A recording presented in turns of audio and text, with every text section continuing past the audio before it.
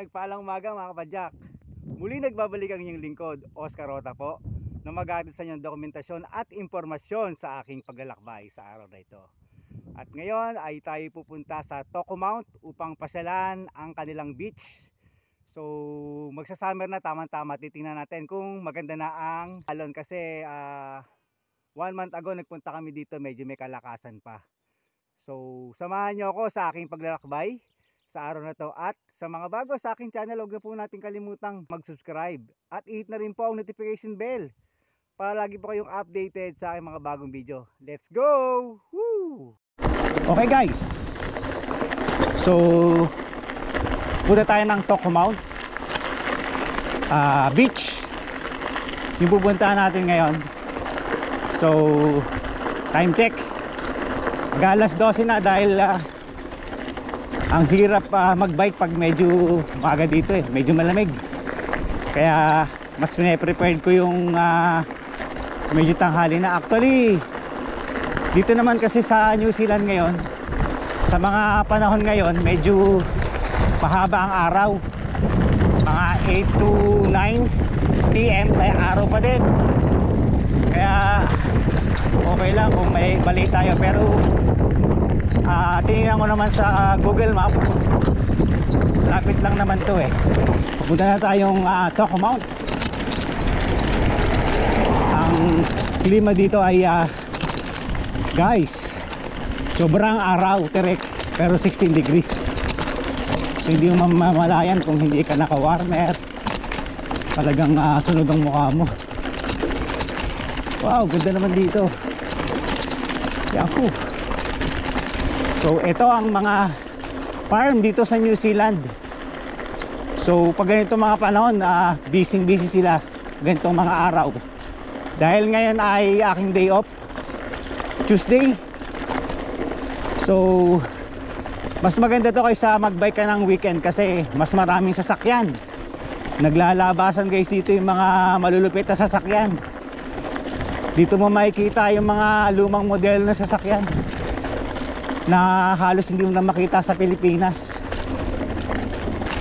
Wow, ganda naman dito. Yahoo! Wow! Sana guys, no, ganito ka ganda yung klima sa Pilipinas. Kahit na alas 12 ka nagbabike, okay lang kasi sobrang lamig. Napakalamig guys ng lugar. Okay, hindi ko na malayad, medyo nag-skid ako ng konti.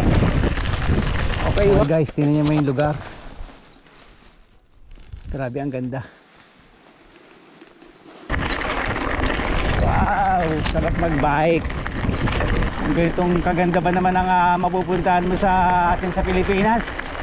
Kahit maaraw, ang sarap mag-bike. Mas maganda pala mag-bike dito guys pag pag ordinary days, kasi walang masyado sasakyan. Kasi pag Sabado at Linggo, daming dumadaan dito dahil nga nagpupunta sa beach. Ang alikabok, para kang kumain ng pulburon. Wow, wow, wow, wow, wow, wow, wow, wow. So tamang-tama lang guys ang dito. Yung gravel road ay okay lang yung uphill, tamang-tama lang. So ang problema ko talaga pabalik. Kaya dapat lang mag-bike. Hindi, joke lang. No, ganda. Yahoo! Oh, napakaganda naman dito.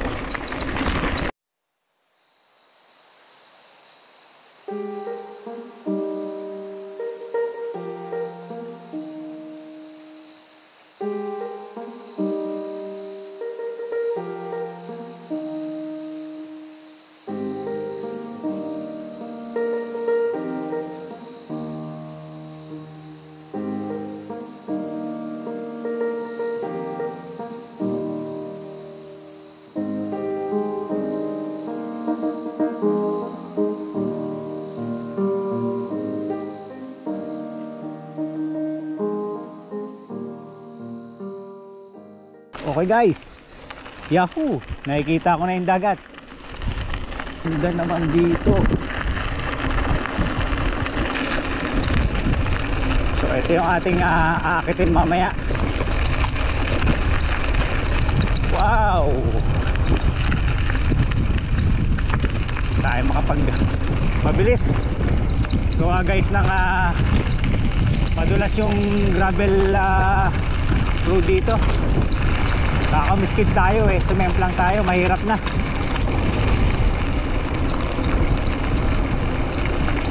Wow, wow, wow, wow, wow. Ganda. Ang lamig.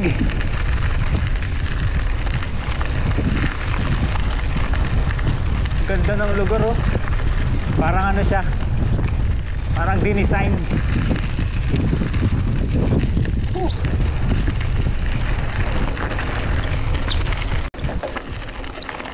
Ganda. Wow, wow, wow, wow. Okay guys, yahoo! Nakikita ko na yung dagat. Ganda. Wow, wow, wow, wow. Oh, ang ganda naman dito. So ito yung ating aakitin mamaya. Wow! Tayo mabilis gawa guys ng madulas yung gravel road dito. Kakamiskid tayo sumemplang tayo, mahirap na.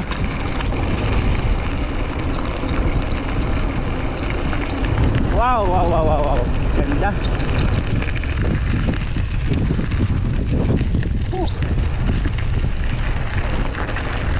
Okay guys, nandito tayo sa Tocumount Beach. So pasyal lang tayo.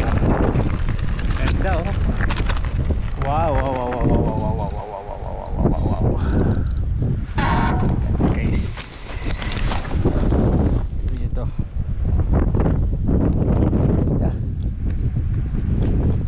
So pasyal lang tayo.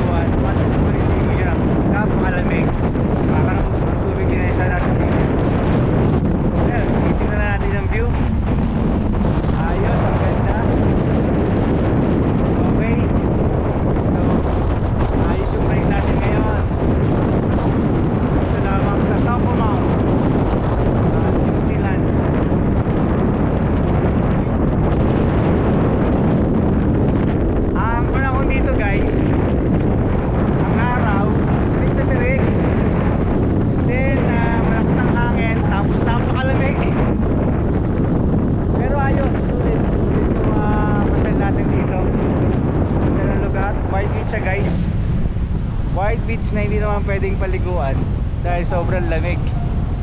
Yahoo!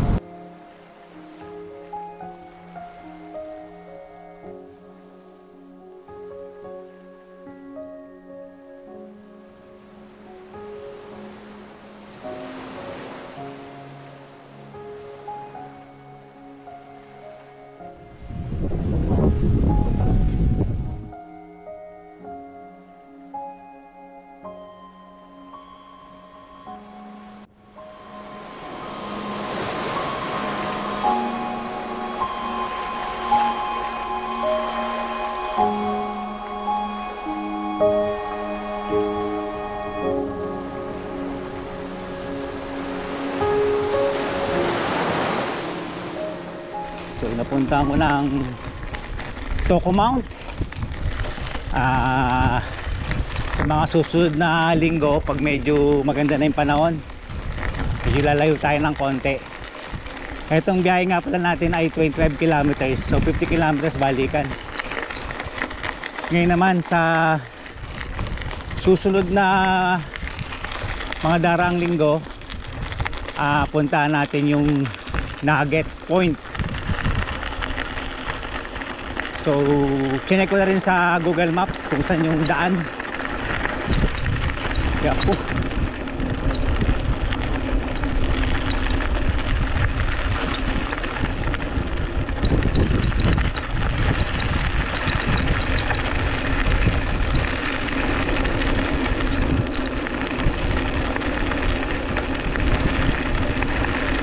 lamig guys, kahit na tirigang araw, sobrang lamig.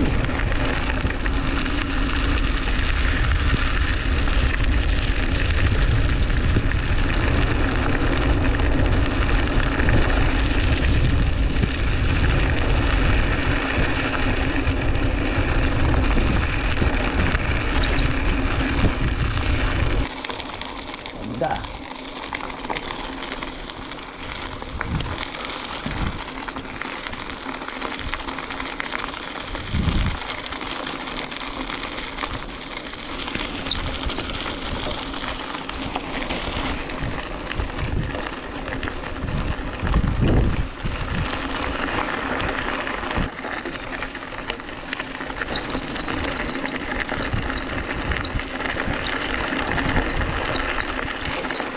Ganda ng landscape oh guys, green na green. Yahoo! Sa ganyan lugar pala may mga usa eh. May mga usa pa rin dito, hinahunt din nila, ginagawang karne.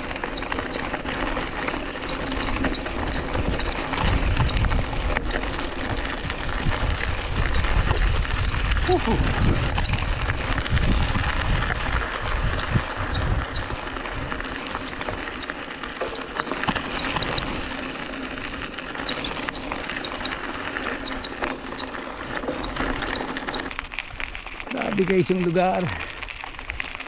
Sa kabila forest, naman sa kabila tambayan ng mga sheep. Nakakaintindi kaya yung mga kambing tsaka yung mga sheep, pareho sila ng bigkas eh, me din sila eh. Eh yung goat ganun din eh. Oh, ganda.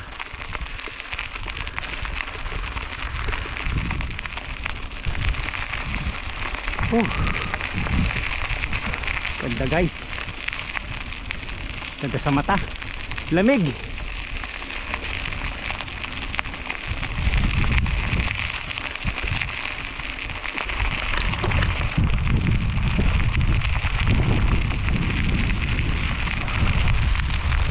Ganda naman ng bahay dun oh. Sarap tumira siguro sa ilalim ng mga puno na yan, pero nakakatakot lang pag may bagyo, baka bumagsak sa iyo yung mga pine tree.